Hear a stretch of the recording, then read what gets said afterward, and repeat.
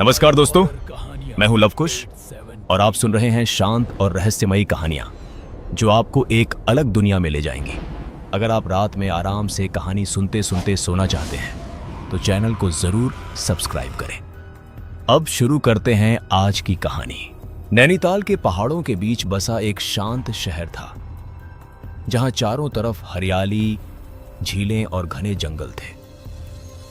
दिन में यह शहर बहुत खूबसूरत लगता था, लेकिन रात होते ही इसका माहौल पूरी तरह बदल जाता था। शहर से थोड़ी दूर एक पुराना आवासीय स्कूल था, हिल व्यू रेजिडेंशियल स्कूल, जहां दूर दूर से बच्चे पढ़ने आते थे और हॉस्टल में रहते थे। इस स्कूल तक पहुंचने के लिए एक ही रास्ता था, एक घना जंगल जिसे लोग अंधेरा जंगल कहते थे। यह जंगल इतना घना था कि दिन में भी वहां सूरज की रोशनी पूरी तरह नहीं पहुंच पाती थी। हर रोज सुबह और शाम एक पुरानी पीली स्कूल वैन बच्चों को इस जंगल के रास्ते से स्कूल और हॉस्टल लेकर जाती थी। वैन का ड्राइवर था रमेश, जो कई सालों से यही काम कर रहा था। वह हमेशा चुप रहता था और उसकी आंखों में एक अजीब सा डर दिखाई देता था। बच्चे अक्सर उससे पूछते, रमेश भैया, आप इतने डरते क्यों हो? लेकिन वह कभी कोई जवाब नहीं देता था। उस दिन शाम का समय था। आसमान में हल्का अंधेरा छाने लगा था और वैन हमेशा की तरह बच्चों को लेकर जंगल के रास्ते से हॉस्टल की तरफ जा रही थी। वैन में करीब 20 बच्चे बैठे थे, जिनमें रोहन, अबादी, अमन, पूजा और छोटी सिया भी थी। सब आपस में बातें कर रहे थे, लेकिन जैसे ही वैन जंगल के अंदर पहुंची, माहौल अचानक बदल गया। हवा ठंडी हो गई, पेड़ों की शाखाएं अजीब तरह से हिलने लगीं और पूरा जंगल एकदम शांत हो गया।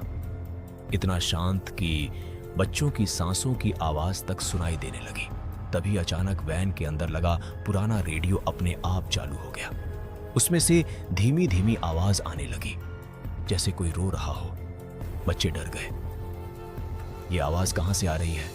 पूजा ने घबराते हुए पूछा। रमेश ने तुरंत रेडियो बंद करने की कोशिश की, लेकिन रेडियो बंद ही नहीं हो रहा था। उसकी आवाज धीरे धीरे तेज होती जा रही थी और अब साफ सुनाई दे रहा था कि वह किसी लड़की के रोने की आवाज थी। तभी अचानक वैन एक जोरदार झटके से रुक गई। बच्चे चीख पड़े। रमेश ने घबराकर इंजन स्टार्ट करने की कोशिश की, लेकिन वैन स्टार्ट नहीं हो रही थी। बाहर घना अंधेरा छा चुका था। तभी वैन के बाहर किसी के पैरों की आवाज आने लगी, ठक ठक ठक, जैसे कोई धीरे धीरे वैन के चारों ओर घूम रहा हो। बच्चों के चेहरे डर से सफेद पड़ गए। किसी की हिम्मत नहीं हो रही थी खिड़की के बाहर देखने की। तभी टक टक टक की आवाज के साथ वैन की खिड़की पर किसी ने दस्तक दी। सबकी सांसें रुक गईं। रोहन ने हिम्मत करके धीरे धीरे खिड़की की तरफ देखा और उसकी चीख निकल गई। बाहर एक लड़की खड़ी थी। उसके बाल बिखरे हुए थे, चेहरा खून से सना हुआ था और उसकी आंखें पूरी तरह सफेद थीं। वह मुस्कुरा रही थी, एक डरावनी, भयानक मुस्कान। बाकी बच्चों ने भी देखा और सब जोर जोर से चिल्लाने लगे। रमेश ने पीछे मुड़कर देखा और उसका चेहरा पीला पड़ गया। उसने घबराकर कहा, सब अपनी आंखें बंद कर लो, कोई भी बाहर मत देखना। लेकिन अब बहुत देर हो चुकी थी। वह लड़की धीरे धीरे वैन के साथ साथ चल रही थी, जैसे अंदर बैठे हर बच्चे को देख रही हो। तभी अचानक वैन का दरवाजा अपने आप खुल गया, चर्रर की आवाज के साथ। ठंडी हवा का तेज झोंका अंदर आया और वैन के अंदर सड़ी हुई गंध फैल गई। बच्चों ने अपनी आंखें कसकर बंद कर लीं, लेकिन जब उन्होंने धीरे धीरे आंखें खोली तो वह लड़की अब वैन के अंदर खड़ी थी।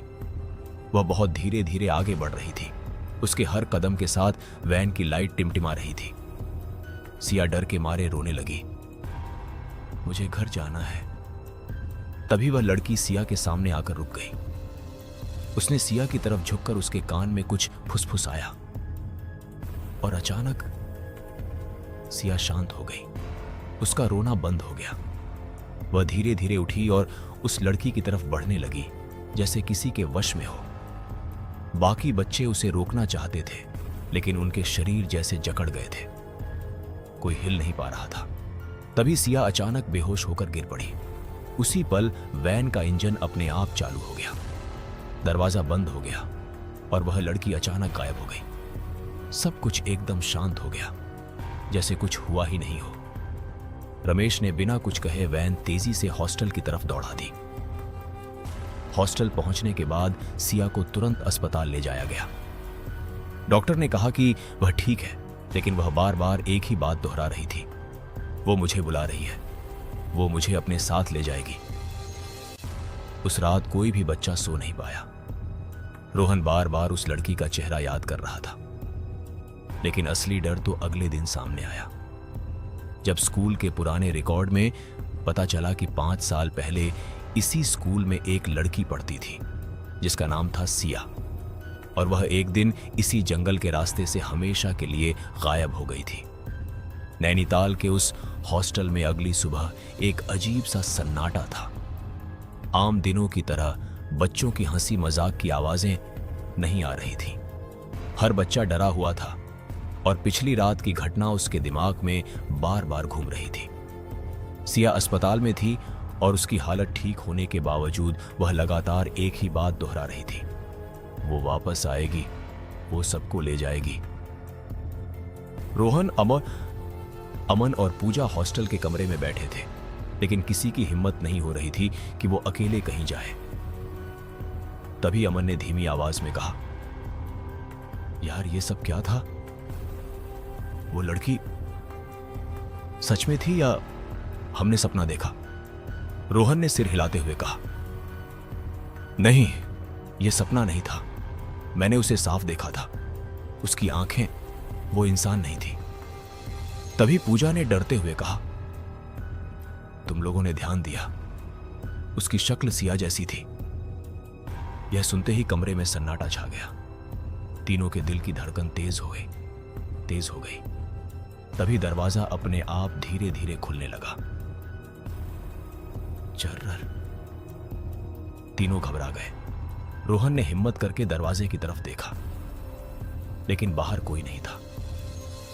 गलियारे में अंधेरा था, जबकि सुबह का समय था। यह बात और भी अजीब थी।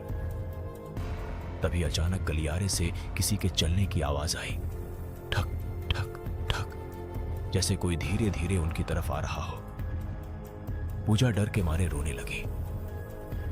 रोहन ने तुरंत दरवाजा बंद कर दिया, लेकिन आवाज दरवाजे के ठीक बाहर आकर रुक गई। फिर अचानक दरवाजे पर 3 बार दस्तक हुई, टक टक टक। किसी की हिम्मत नहीं हो रही थी दरवाजा खोलने की। तभी एक आवाज आई, बहुत धीमी लेकिन साफ, दरवाजा खोलो। यह आवाज सिया की थी। तीनों के चेहरे पीले पड़ गए। लेकिन सिया तो अस्पताल में है, अमन ने कांपते हुए कहा। आवाज आप फिर आई, रोहन दरवाजा खोलो, मैं आ गई हूं। रोहन ने हिम्मत करके दरवाजे की झिरी से बाहर झांका और उसका खून जम गया। बाहर वही लड़की खड़ी थी, वही सफेद आंखें, वही खून से सना चेहरा और वही डरावनी मुस्कान। रोहन तुरंत पीछे हट गया। उसने चिल्लाकर कहा, दरवाजा मत खोलना, यह सिया नहीं है। तभी दरवाजा अपने आप जोर जोर से हिलने लगा, धड़ाम धड़ाम, जैसे कोई बाहर से उसे तोड़ने की कोशिश कर रहा हो। पूजा जोर जोर से रोने लगी। अमन ने भगवान का नाम लेना शुरू कर दिया। तभी अचानक सब कुछ शांत हो गया। आवाज बंद हो गई, दरवाजा हिलना बंद हो गया। तीनों कुछ देर तक चुप बैठे रहे। फिर रोहन ने धीरे धीरे दरवाजा खोला। बाहर कोई नहीं था, लेकिन जमीन पर गीले पैरों के निशान थे, जो धीरे धीरे गलियारे के अंधेरे में गायब हो रहे थे। उसी समय स्कूल के प्रिंसिपल ने सभी बच्चों को इकट्ठा किया। उन्होंने सख्त आवाज में कहा, आज के बाद कोई भी बच्चा शाम के बाद बाहर नहीं जाएगा और जंगल के रास्ते के बारे में कोई बात नहीं करेगा। जो हुआ है उसे भूल जाओ। लेकिन बच्चों के मन में डर बैठ चुका था। उसी दिन शाम को खबर आई कि अस्पताल में सिया की हालत अचानक बिगड़ गई है। रोहन अमन और पूजा चुपके से हॉस्पिटल देखने गए। जब वे सिया के कमरे के पास पहुंचे तो अंदर से फुसफुसाने की आवाज आ रही थी, जैसे कोई दो लोग बात कर रहे हों। रोहन ने दरवाजा थोड़ा सा खोला। अंदर जो उसने देखा उससे उसकी रूह कांप गई। सिया बेड पर बैठी थी और उसके सामने वही भूत लड़की खड़ी थी। दोनों एक दूसरे को देख रहे थे और अचानक सिया मुस्कुराने लगी, बिल्कुल उसी डरावनी मुस्कान के साथ। तभी वह भूत लड़की धीरे धीरे सिया के अंदर समा गई, जैसे धुएं की तरह। अगले ही पल सिया की आंखें पूरी तरह सफेद हो गईं। रोहन डर के मारे पीछे हट गया। तभी डॉक्टर अंदर आए और बोले, अब सिया बिल्कुल ठीक है। लेकिन रोहन जानता था कि अब सिया पहले जैसी नहीं रही। उसी रात हॉस्टल में एक और बच्चा गायब हो गया। उसका नाम था अर्जुन। उसका बिस्तर खाली था और खिड़की खुली हुई थी। खिड़की के बाहर फिर वही गीले पैरों के निशान दिखाई दे रहे थे जो जंगल की तरफ जा रहे थे। अब बच्चों को समझ आ गया था कि यह सब खत्म नहीं हुआ, बल्कि अभी तो यह डरावनी कहानी शुरू हुई है। अर्जुन के गायब होने के बाद पूरे हॉस्टल में दहशत फैल गई थी। कोई भी बच्चा अब अकेले कमरे से बाहर जाने की हिम्मत नहीं कर रहा था। रात होते ही हर कमरे के दरवाजे अंदर से बंद कर दिए जाते और बच्चे डर के मारे एक ही बिस्तर पर इकट्ठा होकर सोने की कोशिश करते। लेकिन नींद अब किसी को नहीं आती थी। रोहन, अमन और पूजा उस रात भी जाग रहे थे। तीनों के दिमाग में एक ही सवाल घूम रहा था, आखिर ये सब हो क्या रहा है? और सबसे बड़ा सवाल, अगला नंबर किसका होगा? रोहन ने धीरे से कहा, यह सब उस जंगल से जुड़ा हुआ है और उस लड़की से भी। अमन ने कांपती आवाज में पूछा, लेकिन वो लड़की कौन है और वो बच्चों को क्यों ले जा रही है? तभी पूजा ने कहा, हमें स्कूल के पुराने रिकॉर्ड तो देखने चाहिए, शायद कुछ पता चल जाए। तीनों ने तय किया कि वे आज रात ही स्कूल के पुराने रिकॉर्ड रूम में जाएंगे, जहां पिछले कई सालों की फाइलें रखी हुई थीं। आधी रात का समय था। पूरा हॉस्टल अंधेरे में डूबा हुआ था। तीनों धीरे धीरे चुपके से अपने कमरे से बाहर निकले। गलियारे में अजीब सा सन्नाटा था। हर कदम की आवाज गूंज रही थी, ठक ठक, जैसे कोई उनके पीछे चल रहा हो। रोहन ने पीछे मुड़कर देखा, लेकिन वहां कोई नहीं था। तीनों धीरे धीरे रिकॉर्ड रूम के पास पहुंचे। दरवाजा बंद था, लेकिन जैसे ही रोहन ने उसे छुआ, दरवाजा अपने आप खुल गया। चर्रर। अंदर धूल और पुरानी फाइलों की गंध भरी हुई थी। उन्होंने टॉर्च जलाई और फाइलें ढूंढने लगे। काफी देर बाद उन्हें 5 साल पुरानी एक फाइल मिली। उस पर लिखा था, लापता छात्र। रोहन ने कांपते हाथों से फाइल खोली। अंदर कई बच्चों के नाम थे और उनमें सबसे ऊपर लिखा था, सिया शर्मा। उसके नीचे और भी नाम थे, रवि, नेहा, अर्जुन और भी कई बच्चे जो अलग अलग सालों में इसी तरह गायब हुए थे। अमन ने घबराकर कहा, मतलब ये सब पहले भी हो चुका है। तभी पूजा ने एक फोटो निकाली। उस फोटो में कुछ बच्चे स्कूल वैन के सामने खड़े थे और उनके बीच में एक लड़की थी, वही लड़की जिसकी आंखें सफेद थीं, लेकिन फोटो में वह बिल्कुल सामान्य दिख रही थी, मुस्कुराती हुई। फोटो के पीछे लिखा था, साल 2015, आखिरी यात्रा। यह पढ़ते ही तीनों के हाथ कांपने लगे। तभी अचानक कमरे का दरवाजा अपने आप बंद हो गया। धड़ाम। टॉर्च की रोशनी टिमटिमाने लगी। हवा अचानक बहुत ठंडी हो गई। फिर वही आवाज गूंजने लगी, ठक ठक ठक, जैसे कोई धीरे धीरे उनकी तरफ बढ़ रहा हो। रोहन ने डरते हुए पीछे देखा और उसकी सांस रुक गई। कमरे के कोने में वही लड़की खड़ी थी। इस बार उसका चेहरा और भी ज्यादा डरावना था। उसकी आंखों से काला पानी बह रहा था और उसकी मुस्कान पहले से भी ज्यादा भयानक थी। अमन जोर से चिल्लाया, भागो! लेकिन दरवाजा बंद था। वह लड़की धीरे धीरे उनकी तरफ बढ़ने लगी। हर कदम के साथ कमरे की लाइट टिमटिमा रही थी। पूजा रोने लगी। तभी वह लड़की अचानक गायब हो गई और अगले ही पल रोहन के ठीक पीछे खड़ी थी। उसने रोहन के कंधे पर हाथ रखा। उसका हाथ बर्फ से भी ठंडा था। रोहन की चीख निकल गई। तभी अचानक दरवाजा खुल गया और तीनों भागते हुए बाहर निकल गए। वे बिना रुके अपने कमरे तक दौड़े। दरवाजा बंद करके हांफते हुए बैठ गए। किसी की हिम्मत नहीं हो रही थी कुछ बोलने की। तभी अचानक कमरे के कोने से हंसी की आवाज आई। हा हा हा। तीनों ने डरते हुए उस तरफ देखा। वहां सिया खड़ी थी, लेकिन यह सिया वैसी नहीं थी जैसी पहले थी। उसकी आंखें सफेद थीं और उसके चेहरे पर वही डरावनी मुस्कान थी। उसने धीरे से कहा, तुम लोग क्यों भाग रहे हो? मैं तो तुम्हें लेने आई हूं। रोहन ने कांपते हुए कहा, तुम सिया नहीं हो। सिया हंसने लगी। सही कहा, मैं सिया नहीं हूं, लेकिन अब वो मेरे साथ है। यह सुनकर तीनों के पैरों तले जमीन खिसक गई। तभी सिया धीरे धीरे उनकी तरफ बढ़ने लगी। अब तुम्हारी बारी है, उसने कहा। तभी अचानक खिड़की अपने आप खुल गई और तेज हवा अंदर आने लगी। कमरे की लाइट बंद हो गई। पूरा कमरा अंधेरे में डूब गया। सिर्फ सिया की सफेद आंखें अंधेरे में चमक रही थीं। अगले ही पल अमन जोर से चिल्लाया और अचानक उसकी आवाज बंद हो गई। जब लाइट वापस आई तो अमन वहां नहीं था। वह गायब हो चुका था। अब कमरे में सिर्फ रोहन और पूजा बचे थे और उनके सामने खड़ी थी वो भयानक सिया, जो अब इंसान नहीं रही थी। अमन के अचानक गायब हो जाने के बाद कमरे में मौत जैसा सन्नाटा छा गया था।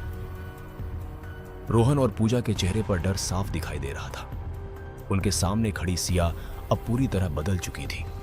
उसकी सफेद आंखें अंधेरे में चमक रही थीं और उसके चेहरे पर वही डरावनी मुस्कान थी जो उस भूत लड़की के चेहरे पर थी। रोहन ने पूजा का हाथ कसकर पकड़ लिया। दोनों के दिल की धड़कन इतनी तेज थी जैसे अभी बाहर आ जाएगी। सिया धीरे धीरे उनकी तरफ बढ़ने लगी। उसके कदमों की आवाज पूरे कमरे में गूंज रही थी। ठक ठक। हर कदम के साथ कमरे की हवा और ठंडी होती जा रही थी। पूजा रोने लगी।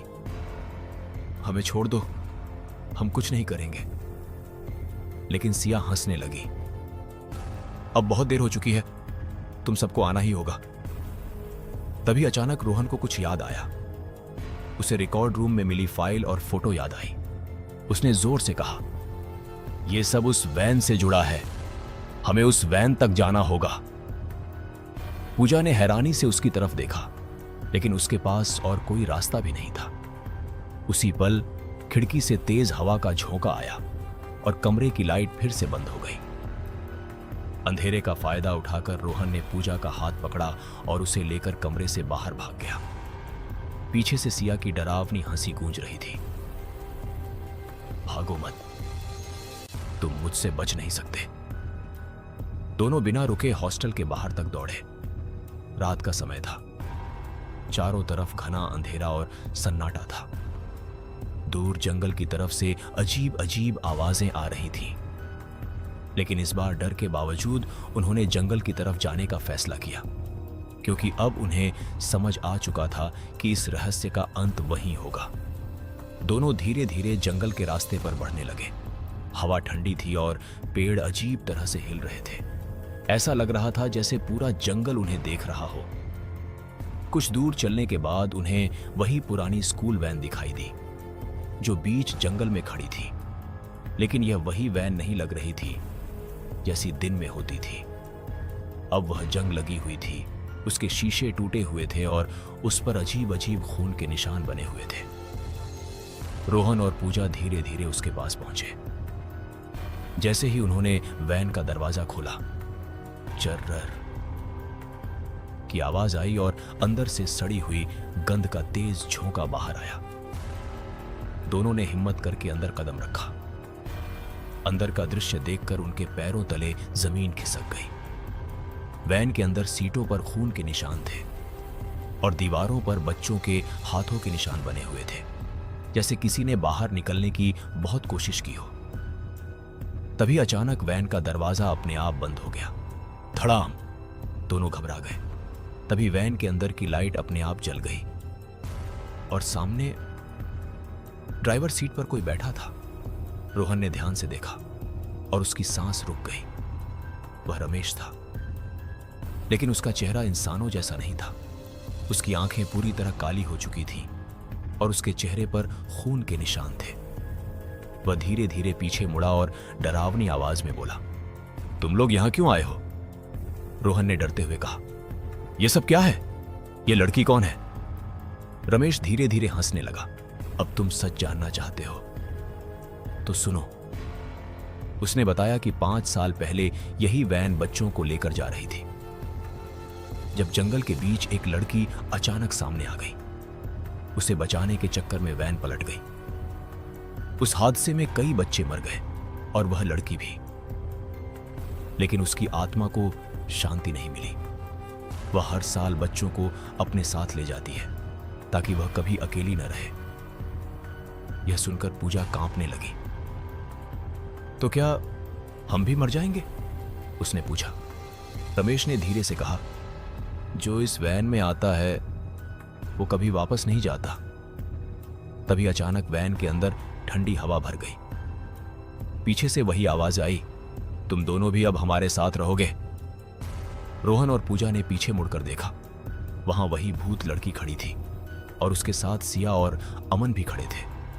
उनकी आंखें भी सफेद हो चुकी थीं। अब वे भी इंसान नहीं रहे थे। तीनों धीरे धीरे उनकी तरफ बढ़ने लगे। वैन अपने आप चलने लगी और जंगल के अंधेरे में गहराई की तरफ बढ़ने लगी। रोहन और पूजा को अब समझ आ चुका था कि वे एक ऐसे जाल में फंस चुके हैं जहां से निकलना लगभग नामुमकिन है। वैन जंगल के और भी गहरे हिस्से में तेजी से बढ़ रही थी। बाहर चारों तरफ घना अंधेरा था। पेड़ों की परछाइयां खिड़कियों पर ऐसे पड़ रही थीं जैसे कोई हाथ बढ़ाकर उन्हें पकड़ना चाहता हो। अंदर रोहन और पूजा पूरी तरह डर चुके थे। उनके सामने सिया और अमन खड़े थे, लेकिन अब वे पहले जैसे नहीं थे। उनकी आंखें सफेद थीं और चेहरों पर अजीब सी मुस्कान थी, जैसे वे किसी और के काबू में हों। ड्राइवर सीट पर बैठा रमेश धीरे धीरे वैन चला रहा था, लेकिन अब वह इंसान नहीं लग रहा था। उसकी गर्दन कभी कभी अपने आप अजीब तरीके से घूम जाती थी और उसकी आंखें शीशे में दिखती थीं, पूरी तरह काली। तभी वैन अचानक रुक गई। ची, ब्रेक की आवाज जंगल में गूंज गई। बाहर गहरा सन्नाटा था। तभी रमेश ने बिना पीछे देखे कहा, आ गया उसका स्थान। रोहन ने डरते हुए खिड़की से बाहर देखा और जो उसने देखा उससे उसका दिल कांप उठा। वैन के सामने एक पुराना टूटा हुआ मंदिर था। मंदिर के चारों तरफ सूखे पेड़ खड़े थे और जमीन पर राख और जली हुई लकड़ियां पड़ी थीं। ऐसा लग रहा था जैसे यहां कभी कोई बड़ी आग लगी हो। पूजा कांपते हुए बोली, यह जगह बहुत बुरी है। तभी वैन का दरवाजा अपने आप खुल गया। चर्रर और ठंडी हवा का तेज झोंका अंदर आया। सिया और अमन धीरे धीरे नीचे उतर गए। उनके पीछे पीछे रोहन और पूजा भी जैसे किसी अदृश्य ताकत के वश में होकर उतरने लगे। उनके कदम अपने आप आगे बढ़ रहे थे। वे चाहकर भी रुक नहीं पा रहे थे। मंदिर के अंदर घुप अंधेरा था। जैसे ही वे अंदर पहुंचे, दीवारों पर अजीब अजीब निशान दिखाई दिए। खून से बने हुए हाथों के निशान और कुछ ऐसे चिन्ह जो समझ में नहीं आ रहे थे। तभी अचानक मंदिर के बीचों बीच एक हल्की नीली रोशनी जलने लगी। उस रोशनी के बीच वही भूत लड़की खड़ी थी। अब उसका रूप और भी भयानक हो चुका था। उसके बाल हवा में अपने आप उड़ रहे थे। आंखों से काला पानी बह रहा था और उसकी आवाज गूंज रही थी, अब कोई नहीं बचेगा। रोहन ने पूरी ताकत लगाकर खुद को संभालने की कोशिश की। उसने पूजा से धीरे से कहा, हमें कुछ करना होगा, नहीं तो हम भी इनके जैसे बन जाएंगे। तभी उसे मंदिर के कोने में एक पुरानी मूर्ति दिखाई दी जो टूटी हुई थी। उसके पास कुछ पुराने कागज पड़े थे। रोहन धीरे धीरे वहां गया और एक कागज उठाया। उस पर लिखा था, इस आत्मा को मुक्त करने के लिए उसी स्थान पर उसे शांति दो जहां उसकी मृत्यु हुई थी।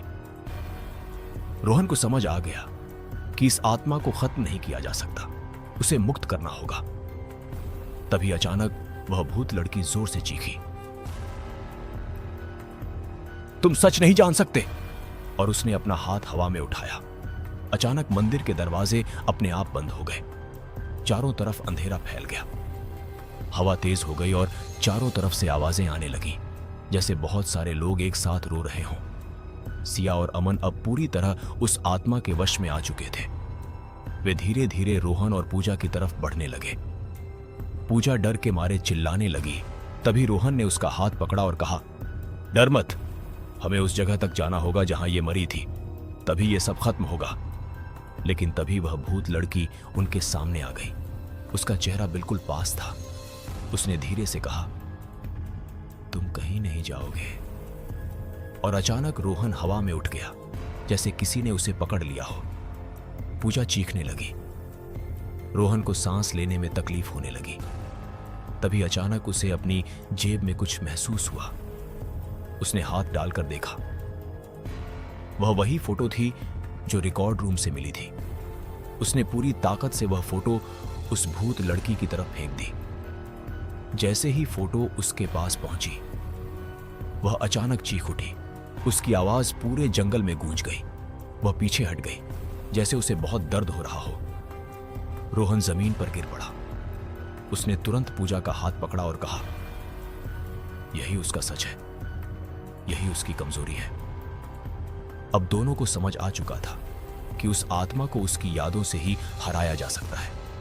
लेकिन तभी मंदिर की दीवारें हिलने लगी, छत से मिट्टी गिरने लगी और वह भूत लड़की फिर से खड़ी हो गई। इस बार और भी ज्यादा गुस्से में उसने चीख कर कहा, अब तुम दोनों नहीं बचोगे।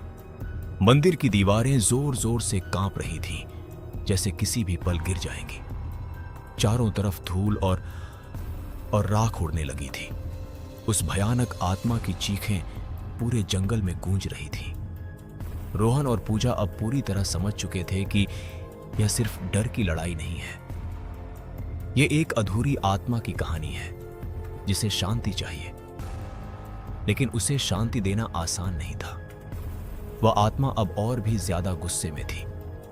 उसकी आंखों से काला धुआं निकल रहा था और उसका शरीर हवा में तैर रहा था। उसने फिर से हमला करने के लिए हाथ उठाया ही था कि अचानक रोहन को कुछ याद आया। उसने जल्दी से उस कागज को फिर से पढ़ा जो मंदिर के कोने में मिला था। उस पर कुछ और भी लिखा था, जिसे शांति देनी हो उसकी सच्चाई जानो और उसके दर्द को खत्म करो। रोहन ने जोर से कहा, हमें इसकी पूरी कहानी जाननी होगी। पूजा ने घबराकर कहा, लेकिन कैसे?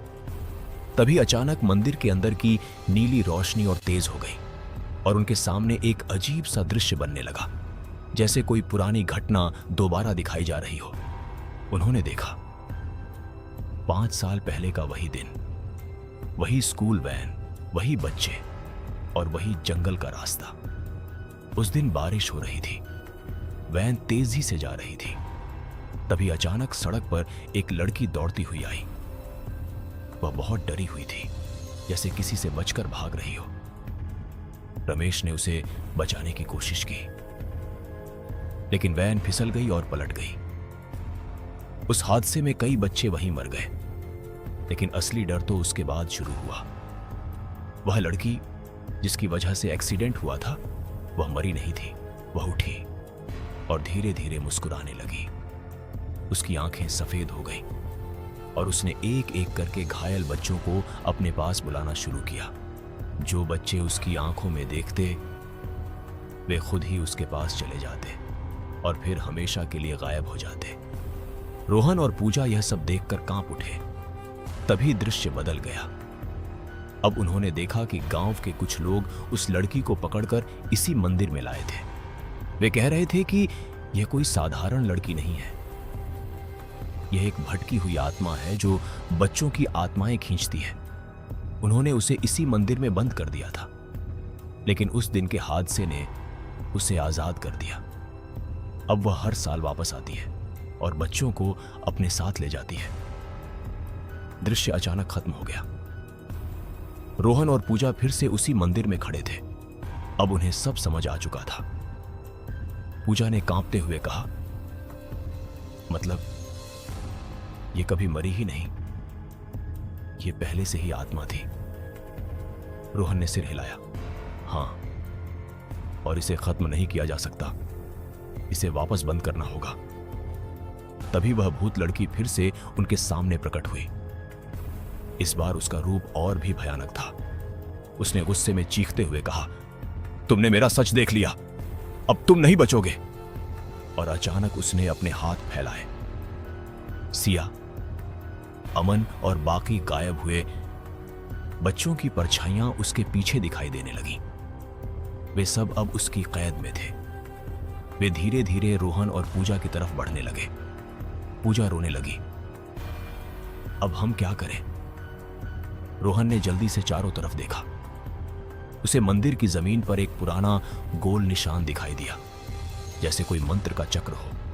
उसे समझ आ गया कि यही वह जगह है जहां उस आत्मा को कैद किया जा सकता है। उसने जोर से कहा, पूजा, हमें इसे इस चक्र के अंदर लाना होगा। लेकिन यह आसान नहीं था। वह आत्मा बहुत ताकतवर थी। तभी रोहन ने एक चाल चली। उसने वह फोटो फिर से उठाई और जोर से कहा, तुम अभी भी अकेली हो, तुम्हें कोई नहीं चाहता। यह सुनकर वह आत्मा गुस्से से कांप उठी। उसने चीखते हुए कहा, चुप रहो। और गुस्से में वह सीधे रोहन की तरफ बढ़ी। रोहन धीरे धीरे पीछे हटने लगा और उसे उस गोल निशान की तरफ ले जाने लगा। पूजा डरते हुए सब देख रही थी। जैसे ही वह आत्मा उस चक्र के बीच पहुंची, रोहन चिल्लाया, अब। पूजा ने तुरंत पास पड़ी राख और लकड़ी उठाकर उस चक्र के चारों तरफ फेंक दी। अचानक जमीन से नीली रोशनी निकलने लगी। वह आत्मा चक्र के अंदर फंस गई। उसने जोर जोर से चीखना शुरू कर दिया। उसकी आवाज इतनी भयानक थी कि पूरा जंगल कांप उठा। सिया और बाकी बच्चों की परछाइयां भी चीखने लगी। लेकिन वह आत्मा अभी भी पूरी तरह बंद नहीं हुई थी। वह धीरे धीरे चक्र से बाहर निकलने की कोशिश कर रही थी। रोहन और पूजा समझ गए कि अभी लड़ाई खत्म नहीं हुई है, असली खतरा अभी बाकी है। मंदिर के अंदर नीली रोशनी तेजी से चमक रही थी और वह भयानक आत्मा उस गोल चक्र के भीतर तड़प रही थी।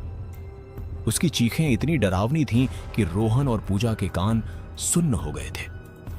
जमीन कांप रही थी, दीवारों से मिट्टी गिर रही थी और ऐसा लग रहा था जैसे पूरा मंदिर किसी भी पल ढह जाएगा। लेकिन सबसे डरावनी बात यह थी कि वह आत्मा धीरे धीरे उस चक्र की सीमा को तोड़ने लगी थी। उसके हाथ अब चक्र के बाहर निकलने लगे थे, जैसे वह किसी भी पल आजाद हो जाएगी। रोहन के चेहरे पर चिंता साफ दिख रही थी। उसने पूजा से कहा, अगर ये बाहर आ गई तो हम सब खत्म हो जाएंगे। पूजा डर के मारे कांप रही थी, लेकिन उसने हिम्मत जुटाई। हमें इसे पूरी तरह बंद करना होगा, लेकिन कैसे? तभी अचानक मंदिर की दीवार पर बने पुराने चिन्ह चमकने लगे। उन चिन्हों से एक हल्की आवाज आई, जैसे कोई बहुत पुरानी भाषा में कुछ बोल रहा हो। रोहन ने ध्यान से सुना और उसे समझ आया कि यह कोई मंत्र है। उसने जल्दी जल्दी वही शब्द दोहराने शुरू कर दिए। जैसे ही उसने मंत्र बोलना शुरू किया, चक्र की रोशनी और तेज हो गई। वह आत्मा जोर जोर से चिल्लाने लगी, नहीं, ये मत करो। उसकी आवाज अब और भी खतरनाक हो चुकी थी। अचानक सिया और अमन की परछाइयां उस चक्र के किनारे आकर खड़ी हो गईं। वे दोनों रोहन और पूजा को देख रहे थे। उनकी आंखों में दर्द था, जैसे वे कुछ कहना चाहते हो। पूजा रोने लगी, सिया, अमन। तभी सिया की परछाई ने धीरे से कहा, हमें बचाओ। यह सुनकर रोहन और भी तेजी से मंत्र बोलने लगा। अब पूरा मंदिर नीली रोशनी से भर गया था। वह आत्मा चक्र के अंदर बुरी तरह तड़प रही थी। उसकी ताकत कम होने लगी थी, लेकिन तभी उसने आखिरी कोशिश की। उसने एक जोरदार चीख मारी और अचानक चक्र का एक हिस्सा टूट गया। उसका एक हाथ बाहर आ गया और उसने पूजा को पकड़ लिया। पूजा जोर से चिल्लाई। वह धीरे धीरे उस आत्मा की तरफ खींचने लगी। रोहन घबरा गया। उसने तुरंत पूजा का हाथ पकड़ लिया और पूरी ताकत से उसे खींचने लगा, लेकिन वह आत्मा बहुत ताकतवर थी। पूजा का आधा शरीर अब चक्र के अंदर जा चुका था। वह रोते हुए चिल्ला रही थी, रोहन मुझे बचाओ। रोहन की आंखों में आंसू आ गए, लेकिन उसने हार नहीं मानी। उसने और जोर से मंत्र बोलना शुरू किया। तभी उसे कुछ समझ आया। उसने देखा कि चक्र के बीच में एक छोटा सा पत्थर रखा हुआ था, जिस पर वही चिन्ह बने थे। शायद यही उस आत्मा की असली शक्ति का स्रोत था। रोहन ने बिना सोचे समझे उस पत्थर की तरफ छलांग लगाई। जैसे ही उसने उसे उठाया, वह पत्थर जलने लगा, बहुत गर्म। लेकिन रोहन ने उसे छोड़ा नहीं। उसने पूरी ताकत से वह पत्थर वापस चक्र के बीच में पटक दिया। जैसे ही पत्थर अपनी जगह पर वापस गया, चक्र फिर से पूरा हो गया। नीली रोशनी और तेज हो गई। वह आत्मा जोर से चीखी, इतनी जोर से कि पूरा जंगल गूंज उठा। उसने पूजा को छोड़ दिया और वापस चक्र के अंदर खींचने लगी। सिया और अमन की परछाइयां भी धीरे धीरे आजाद होने लगी। उनकी आंखों की सफेदी खत्म हो गई और वे सामान्य दिखने लगे। रोहन ने आखिरी बार जोर से मंत्र बोला और अचानक सब कुछ शांत हो गया। नीली रोशनी धीरे धीरे गायब हो गई। मंदिर फिर से अंधेरे में डूब गया। वह भयानक आत्मा अब पूरी तरह चक्र के अंदर कैद हो चुकी थी। उसकी आवाज अब सिर्फ एक धीमी गूंज बनकर रह गई थी। पूजा जमीन पर गिर गई, हांफते हुए। रोहन भी थक कर बैठ गया। दोनों कुछ देर तक कुछ बोल नहीं पाए। फिर धीरे धीरे उन्होंने देखा, सिया और अमन उनके सामने खड़े थे। इस बार वे बिल्कुल सामान्य थे। उनकी आंखों में डर नहीं था, बल्कि शांति थी। सिया ने मुस्कुराकर कहा, धन्यवाद, तुमने हमें बचा लिया।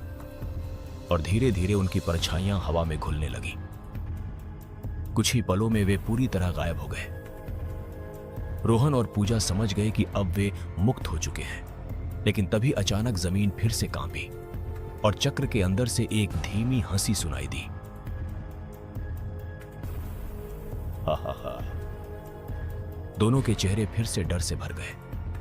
रोहन ने धीरे से कहा, ये अभी खत्म नहीं हुआ। मंदिर के अंदर फिर से सन्नाटा छा गया था, लेकिन वह सन्नाटा अब पहले जैसा नहीं था। हवा में अब भी एक अजीब सी बेचैनी थी।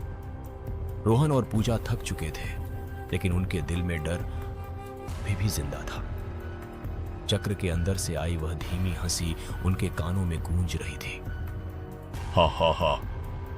रोहन ने धीरे से कहा, यह खत्म नहीं हुआ, ये अभी भी जिंदा है। पूजा ने डरते हुए चक्र की तरफ देखा।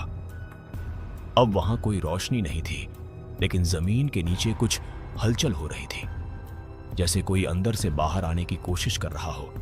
तभी अचानक चक्र की मिट्टी फटने लगी, कृर, और उसके बीच से काला धुआं निकलने लगा। रोहन ने घबराकर कहा, हमें यहां से निकलना होगा अभी। दोनों तुरंत मंदिर से बाहर भागे। बाहर आते ही उन्होंने देखा कि जंगल का माहौल पूरी तरह बदल चुका था।